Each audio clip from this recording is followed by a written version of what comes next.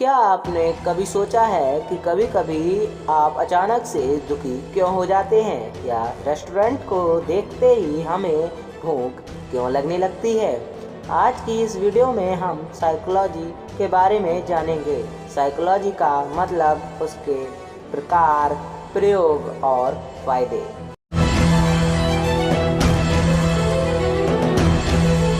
मैं आपको इन्हीं सारे सवालों के जवाब दूंगा। सबसे पहले हम बात करते हैं कि साइकोलॉजी क्या है, इसकी परिभाषा, प्रकार और मनोवैज्ञानिक अध्ययन के फायदे क्या क्या हैं। साइकोलॉजी का मतलब है मनोविज्ञान। मानव का मस्तिष्क एक पेचीदा सिस्टम है।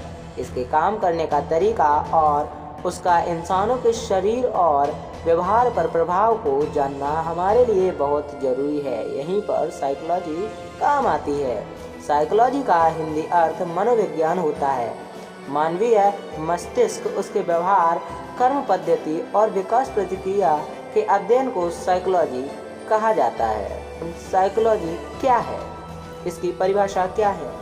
परिभाषा: साइकोलॉजी मानव मस्तिष्क, उसके कार्यों के अध्ययन का वैज्ञानिक तरीका है। साइकोलॉजी दिमाग और व्यवहार की विज्ञान है। यह मनुष्य की चेतना और अवचेतना अवस्थाओं का अध्ययन है।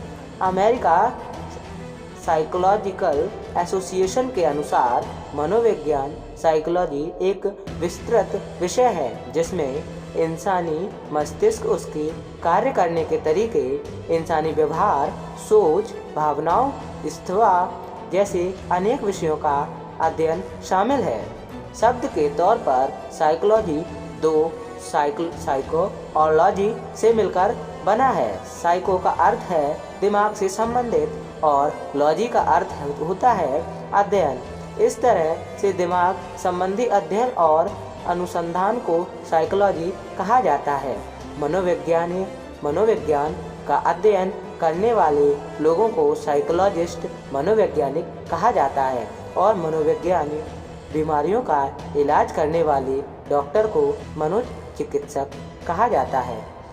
मनोवैज्ञानिक के प्रकार: जैसा कि ऊपर बताया है कि मनोविज्ञान एक विस्तृत विषय है और क्षेत्र विशेष के गहन अध्ययन के लिए साइकोलॉजी को कई विषयों में बांटकर देखा जाता है। यहाँ हमने मनोवैज्ञानिक अध्ययन की कुछ विशेष शाखाओं के बारे में बताया है। साइकोलॉजी को कुछ टाइप में डिवाइड किया गया है, वो मैं आपको बताता हूँ। पर्सनल साइकोलॉजी, सोशल साइकोलॉजी, जैविक साइकोलॉजी, क्लिनिक साइकोलॉजी। पांचवी की बात हम बाद में करेंगे। मनोवैज्ञानिक की इस शाखा में इंसान के व्यक्तित्व, सोचने के तरीके, व्यवहार में बदलाव और इसके कारणों जैसे विषयों पर अध्ययन और रिसर्च किया जाता है। इस शाखा में इंसान के एक बड़े समूह का या पूरे समाज के विकास, व्यवहार, सोच इत्यादि के पैटर्न को समझने की कोशिश की जाती है।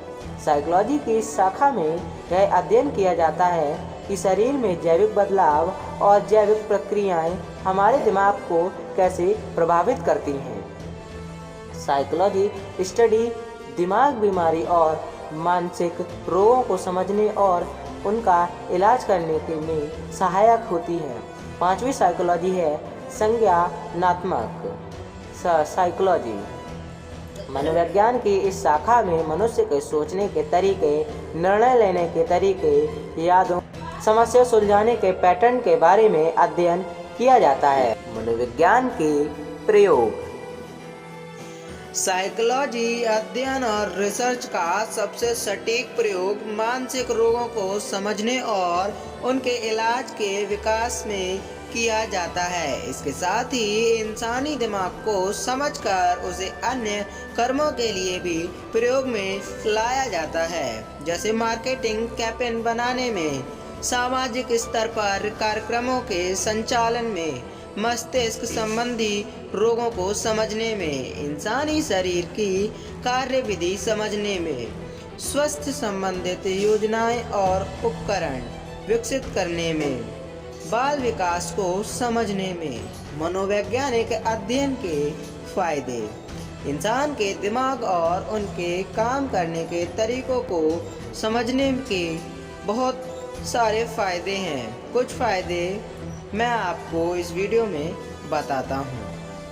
तो वो हमारे फ़ायदे हैं वो कुछ इस प्रकार से हैं।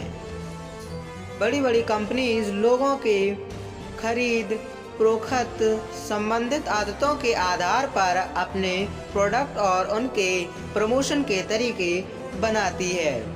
अपराधियों और आतंकवादियों के समूह का मनोवैज्ञानिक अध्ययन करके उनके खिलाफ बेहतर रणनीति तैयार करने में, लोगों की कमजोरियां जानकर उन्हें मनोवैज्ञानिक रूप से मजबूत करने में।